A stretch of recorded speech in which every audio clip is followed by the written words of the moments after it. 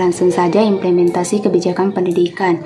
Di sini ada 5 sub pembahasan, yaitu yang pertama, pengertian implementasi kebijakan pendidikan.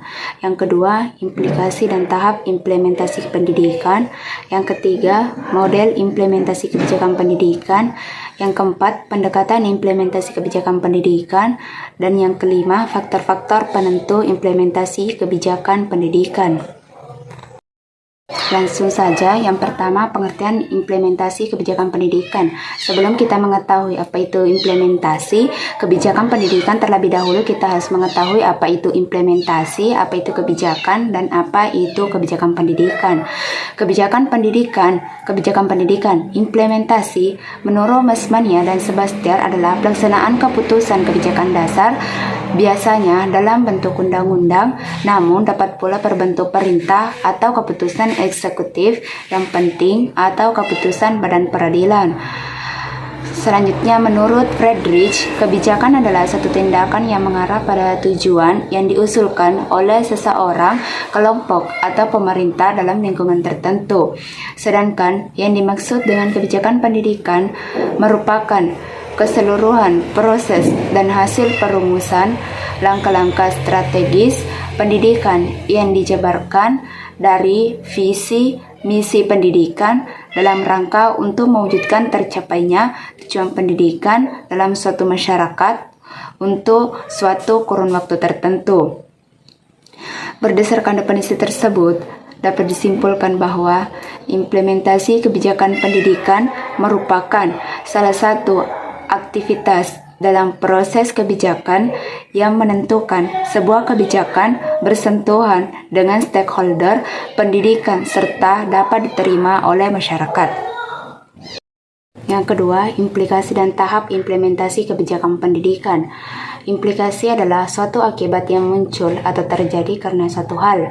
Sedangkan tahap implementasi sebuah kebijakan ada 3, yaitu yang pertama, tahap interpretasi. Tahap ini merupakan tahapan penjabaran sebuah kebijakan yang bersifat abstrak dan sangat umum ke dalam kebijakan atau tindakan yang lebih bersifat manajerial dan operasional. Yang kedua, yaitu tahap pengorganisasian. Kegiatan pertama tahap ini adalah penentuan pelaksanaan kebijakan. Yang ketiga, yaitu tahap implikasi. Tindakan dalam tahap ini adalah perwujudan masing-masing tahapan yang telah dilaksanakan sebelumnya. Yang ketiga yaitu model implementasi kebijakan pendidikan. Menurut pandangan 2/1980, model implementasi kebijakan ada 4, yaitu yang pertama yaitu komunikasi.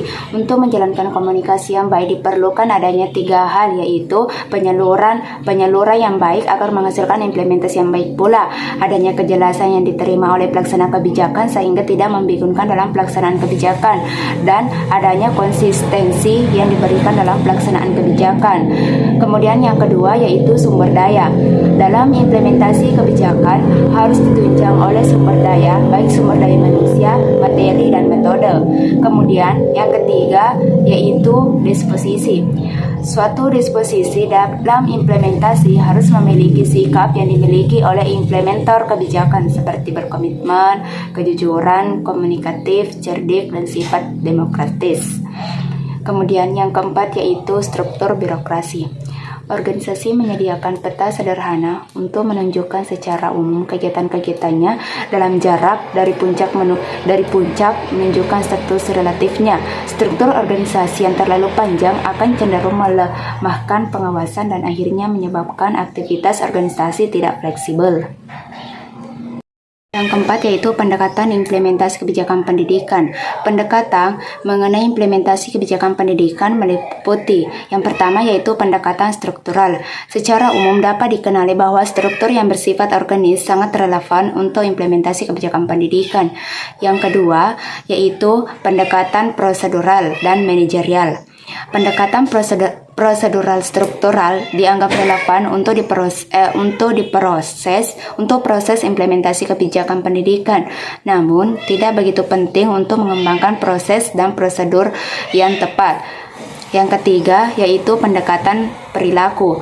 Analisis keperilakuan pada berbagai masalah manajemen yang paling terkenal adalah apa yang seringkali disebut para penganut aliran organisasi sebagai organization development atau pengembangan organisasi. Kemudian yang keempat yaitu pendekatan politik. Pendekatan ini mengacu pada pola kekuasaan dan pengaruh yang terjadi dalam organisasi.